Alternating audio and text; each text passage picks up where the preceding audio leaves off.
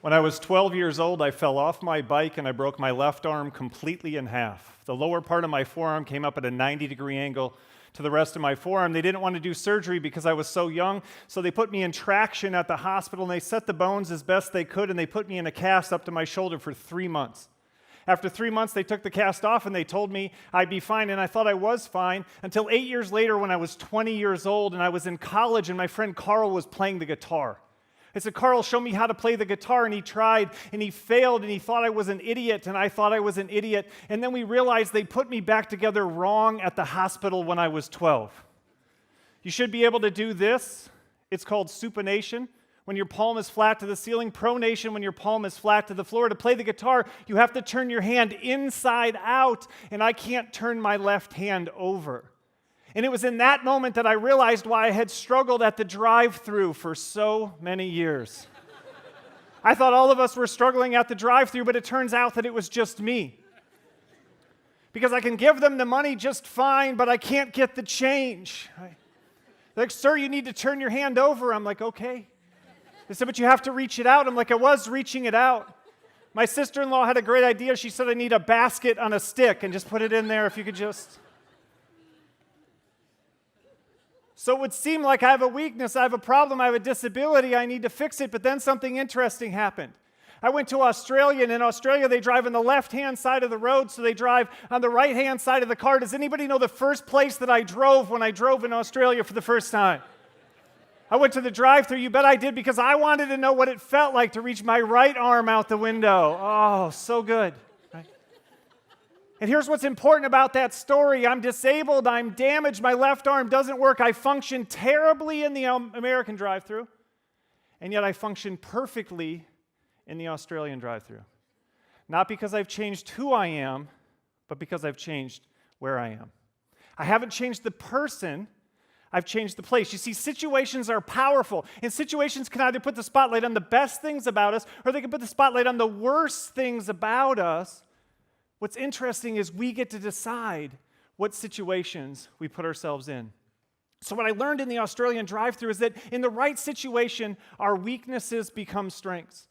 I started learning this, or I wish I would have learned this at a much younger age. I was always in trouble at school because of 3 things. I couldn't sit still, be quiet, or do what I was told. Teachers didn't like me very much. They called me obnoxious, rebellious, inappropriate, immature, told me I had no self-discipline and no self-control, and if I couldn't fix those things, I was never going to be successful. My parents believed the same thing. They called me motor mouth in an effort to remind me that my constant problem was that I couldn't be quiet.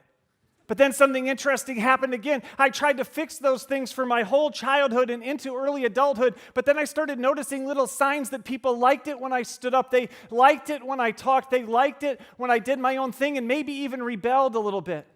And as an adult, I became a college professor, and it was my job to stand up and talk, not to sit still and be quiet. I became an entrepreneur, and it was my job to make decisions and to run my own business, not to do what other people tell me to do. And I learned that in the right situation, our weaknesses become strengths. A few years ago, I did my first Ironman triathlon. It's a 2.4-mile swim.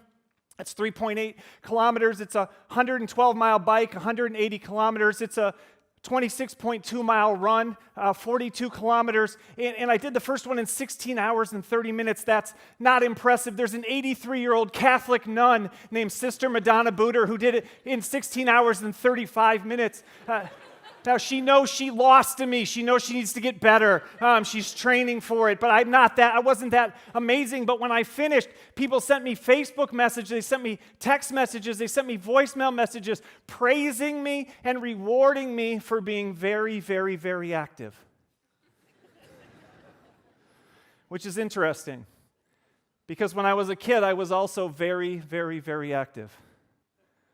What do we call kids that are very, very, very active? I call them hyperactive.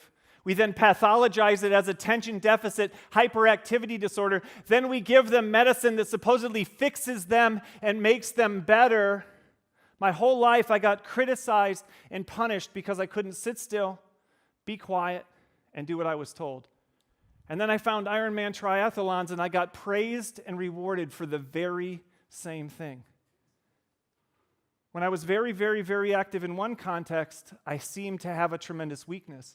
When I was very, very, very active in a different context, it seemed like a tremendous strength. In the right situation, our weaknesses become strengths. But this isn't just my story. I started to wonder, is this true for other people? And I discovered Matthias Schlitt. He was born with a genetic abnormality called KTS. And when you're born with KTS, one of your 4 limbs will be gigantic in comparison to the others. For him, it's his right arm. His right arm is 3 times the size of his left arm. And it always will be. There's no treatment. There's no cure. But Matthias Schlitt found the perfect situation for a person who has a gigantic right arm. He became an arm wrestler and found tremendous success. In fact, he's feared by every other human being who does arm wrestling because he has all of the muscle where it matters and none of it where it doesn't, and you arm wrestle by weight class. Matthias Schlitt didn't change who he was, he changed where he was. He didn't change the person, he changed the place. He found the perfect situation that transformed his obvious and glaring weakness into a tremendous strength. In the right situation, our weaknesses become strengths. Matt Stutzman didn't have a deformed arm, he had no arms. He was born with no arms and he took up archery. That's not as obvious as arm wrestling for Matthias Schlitt.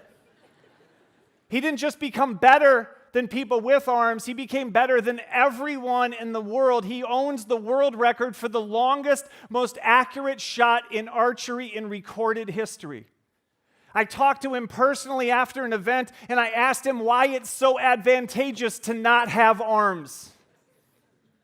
And he said, because I get to use my leg, and my leg is bigger and stronger than anybody's arm could possibly be, and that gives me more strength, which gives me more endurance, which gives me more stability, which gives me more accuracy. I'm better because I don't have arms in this particular situation.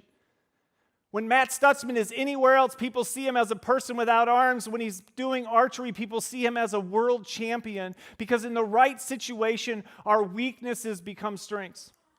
Sometimes we need to help other people to find those situations. We don't need to find them for ourselves. We need to find them for others. Thorkill Son has a son with autism. He noticed that 2 of the symptoms were hyper-focus and doing the same thing over and over again. Thorkill Son worked in the software industry and noticed that great software testers had hyper-focus and had to do the same thing over and over again. He built a company called Specialistern in Denmark, and they hire only people with autism to do software testing because it's the perfect fit. They take someone who has a disability and they turn it into a competitive advantage. They don't change the person, they change the place. They don't change who the person with autism is, they change where the person with autism is.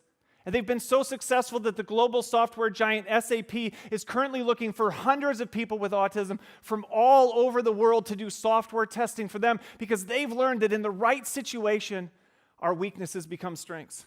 Now, some of you are like, Dave, I don't have a gigantic right arm. Unfortunately, I was born with arms instead of being armless. I feel like I'm at a disadvantage here. How could my weaknesses possibly be strengths? So let's go with some more basic sorts of things that can happen to people. So let's play a little game. I'm going to give you a weakness, and you think of where maybe that person might fit. So if you're too critical, what's a job for someone who's too critical? Editor, I love it, right? Be a critic, right? That's a great one, though. Editor, your job is to fix those things. Be a critic. Be a movie critic. Be a music critic. Be a food critic. Your job is to be critical. When you find the right situation, that weakness becomes a strength. Let's try again. Too controlling. Some of you are like spouse or partner. That's not a job, but I see where you're coming from, right? There's actually a job called controller, right? There's air traffic controllers. Your job isn't to be a social worker for the pilots. It's to tell them what to do. It's to be in charge, not to be open to their ideas.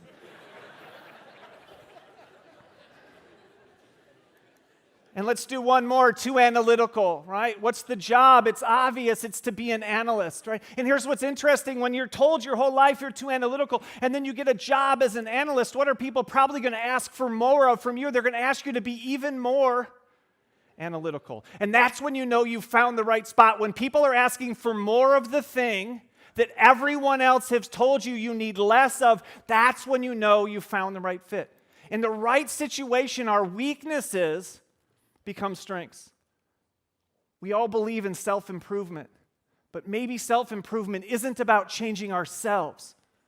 Maybe it's about changing the situation. We all believe in personal development, but maybe personal development isn't changing the person, it's changing the place. Because in the right situation, our weaknesses become strengths. Thank you very much.